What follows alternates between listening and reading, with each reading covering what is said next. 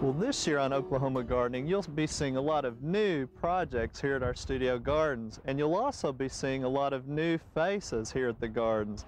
Now, these new faces you'll be seeing from time to time are what we're calling our Oklahoma Gardening OBGA ambassadors. And these are a group of people from the Stillwater vicinity that we've recruited who go through about 10 months of training on various times, and then they give back some volunteer hours helping us with tours, also helping us just be an extra set of eyes here at the gardens and helping maintain and look for various insects and critters, those types of things. And what we're finding, in addition to their gardening enthusiasm, there's a lot of very special hidden talents that they're sharing with us too. Well, one of these volunteers is Mr. Olin Thomas from Stillwater. Olin, welcome to Oklahoma Gardening. Thanks. Of course, you're not a stranger to the gardens out here. But what we're finding, in addition to Olin's love for perennials and other plant material, Olin is quite the woodworker. And Olin and Alan got together visiting a little bit about coming up with some ways to help handicapped gardeners. And Olin, what did you come up with here? Well, the idea was to provide a raised garden for the people to still be able to garden who perhaps may not be able to get down to ground level. And what we came up with was a plastic tub similar to this one. This is a smaller version of the one we've actually used, but you get the idea. Right. So we basically have a raised garden, and we're kind of calling it our multi-purpose garden cart.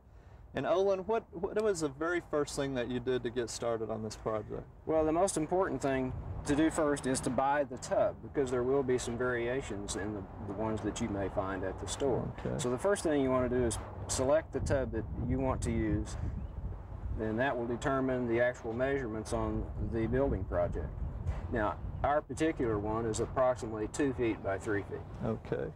Now, you said you chose the materials as far as the lumber very specific. Tell us about that process too. Well, we chose to make ours out of pressure-treated decking material, and the reason that we chose this material is because we wanted it to be weatherproof. If it's going to sit out on the deck or be exposed to the weather, we want it to last. And we also went with the decking material because it's slightly thicker. It's actually a full 1 inch thick, as opposed to what we normally refer to as 1x lumber, which is only 3/4 of an inch thick.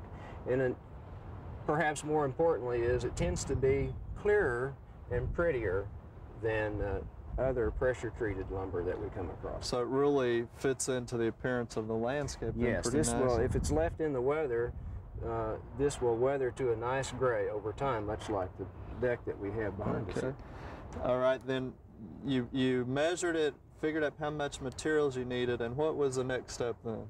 Well, after you've determined your cut list, or the actual dimensions that you particularly need, then you want to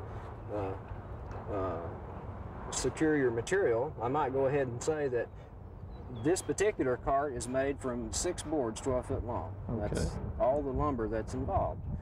And after you determine your measurements, I think one of the important things is you can see the handle that I've made here.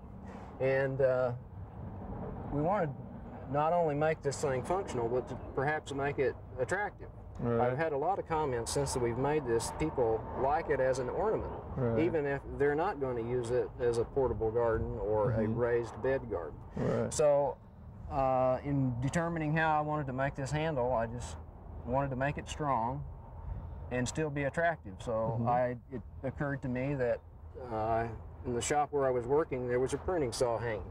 And I thought, well, that fits my hand, I remember that, and that's what I used to determine to make this. Right. So that makes it a lot stronger too, because we estimate that with the soil in it, it's probably about 100 pounds, I guess. Yeah, it is rather heavy. Okay. Now, part of the ease in that are the wheels, I guess, too, right? Yes, we did add wheels to make it movable. Let's say that you're crowding the season a little bit in early spring and you want to start transplants in here. You can run it outside on the deck in the daytime and perhaps run it in at night. And the idea is to have some substantial wheels so that you can run it in. And we've used lawnmower wheels, and they're about 6 inches in diameter. I wouldn't go any smaller on that than a wheel, because when you are running it in at night and you run it over the threshold, that might be a little too much pressure on a smaller wheel.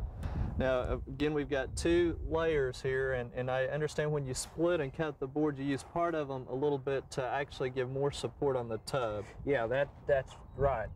This tub has a lip on it, as you can see, but it also has a bottom in it. Okay. That's loose-fitting boards. They aren't fastened in the center, and they're supported by a cleat that is fastened on the bottom, on the inside edge of this particular board right here. And that cleat was simply made from the ripping that we took off of this board right here to get this width.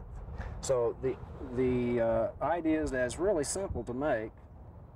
You can either use a table saw to make this rip or a skill saw. Okay.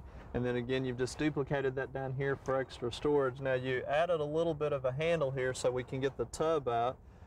What else, Olin? I noticed this is a little bit different here. Tell us what you use to actually attach the board.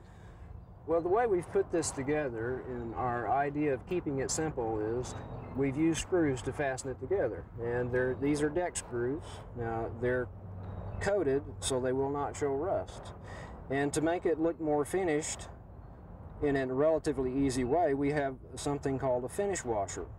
And the head of that washer just nestles right in there nicely, as you can see on the ones that we've done.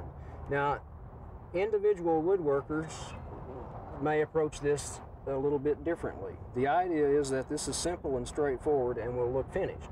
To another gardener or woodworker, this may look like a Tijuana taxi and be a little too flashy, and they may not want to go with the washers.